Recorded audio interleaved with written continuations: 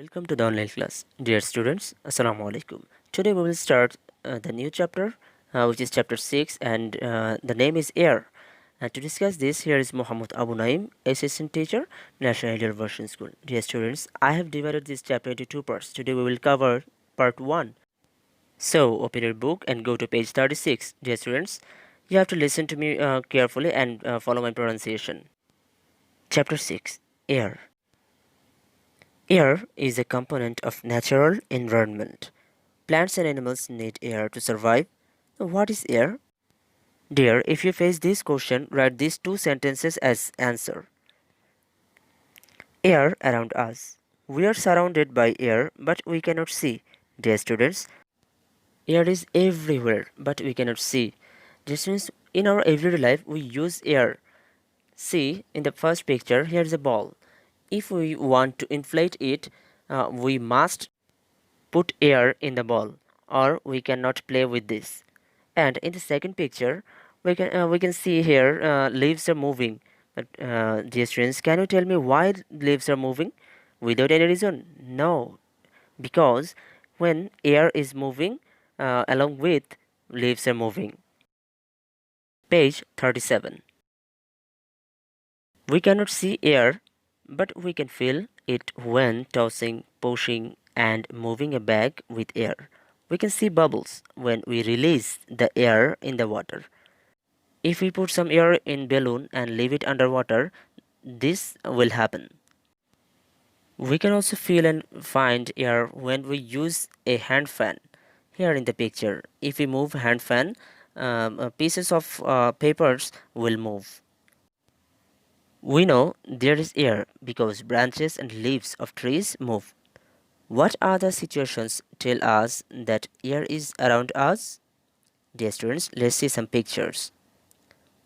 Here, when you ride on a bicycle, if you notice that your dress or clothes and hairs are moving, this has happened because air do not want to let you move forward.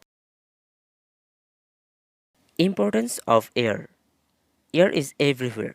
Plants use air to make food. People, animals, and plants breathe air. So air is very essential for living things to survive. Dear students, now we will know about use of air. We use air in our everyday life. Without air, living things cannot exist in the world. Now, let us know. Use of air. People use air in many ways. Air is used to fill up tires of bicycles and cars. Air makes the sailboat move across the water. We also use air to cool ourselves on a hot day. Moving air helps wind turbine to make electricity. Dear students, here are some pictures you can see.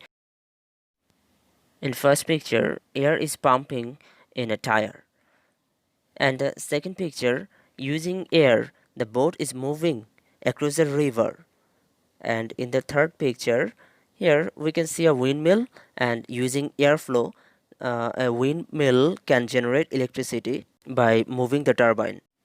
So dear students, from this discussion, we can say that how important air is in our life.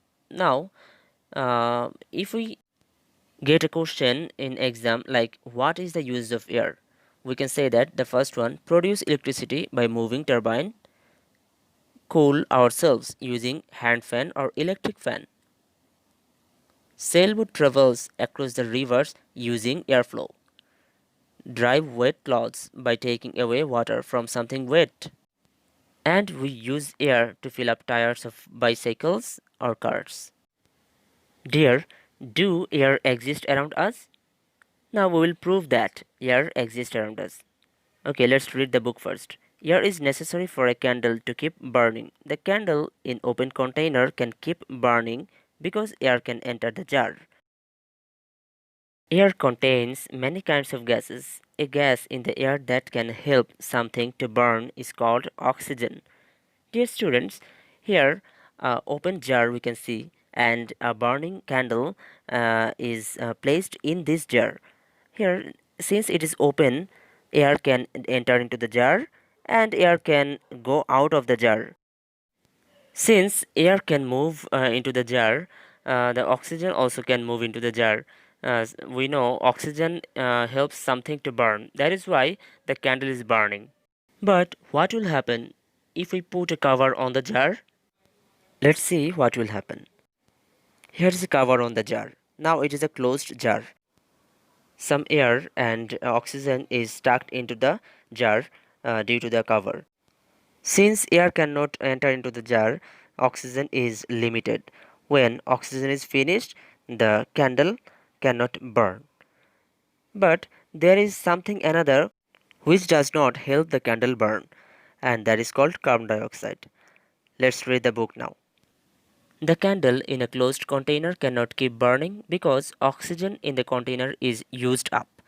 Instead, the amount of another gas in the air in the container increases. The gas is called carbon dioxide. Carbon dioxide cannot help something to burn. Air is made up of various kinds of gases. There are nitrogen, oxygen, carbon dioxide, and water vapor. These are the components of air. Now, let's see what are the components of air. Air contains nitrogen, oxygen, carbon dioxide, water vapor, and other particles.